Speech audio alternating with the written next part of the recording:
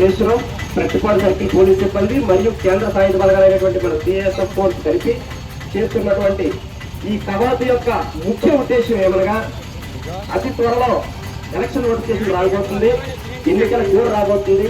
రాబో ఈ సార్వత్రిక ఎన్నికల సందర్భంగా అందులో ప్రతి ఒక్కరూ వయోజనుడైన 18 సంవత్సరాలు ప్రతి ఒక్కరికి ఓటు హక్కు ఉంటుంది కాబట్టి ప్రతి ఒక్కరూ తమ యొక్క ఓటు హక్కును ప్రశాంతమైన వాతావరణంలో ఓటు వేసేటట్టు కల్పించడానికి అన్ని రకాల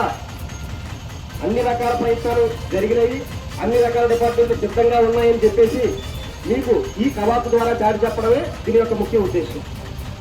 అయితే భారత రాజ్యాంగం ప్రతి వయోజనుడికి ఓటు హక్కు ఏ విధంగా అయితే కల్పించబడిందో కేంద్ర ఎన్నికల కమిషన్, స్టేట్ ఎన్నికల కమిషన్ కూడా అదే విధమైనగా అదే రాజ్యాంగం చాలా పవర్ఫుల్ గా విశేషమైన అధికారాలు కల్పించడం జరిగింది. ఎందుకంటే నార్మల్ టైంలో వేరు, ఎలక్షన్ కోడ్ వచ్చిన తర్వాత వేరు. ఎలక్షన్ కోడ్ వచ్చిన తర్వాత చాలా రకాల టీమ్స్ పనిచేస్తూ ఉంటాయి. ఎంసీసీ, ఎస్ఎస్టీ, చాలా ఫ్లయింగ్ స్క్వాడ్ అని చెప్పేసి చాలా రకాల టీమ్స్ పనిచేస్తూ ఉంటాయి. ప్రతిదీ క్షుణ్ణంగా అబ్జర్వ్ చేయబడతా ఉంటుంది.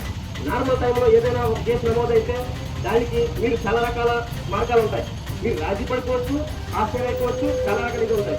కానీ ఎన్నికల కోడ్ వచ్చిన తర్వాత ఎలక్షన్ టైంలో, డ్యూరింగ్ ఎలక్షన్ టైంలో నమోదైనటువంటి కేసులు ఆల్మోస్ట్ 100% కన్విక్షన్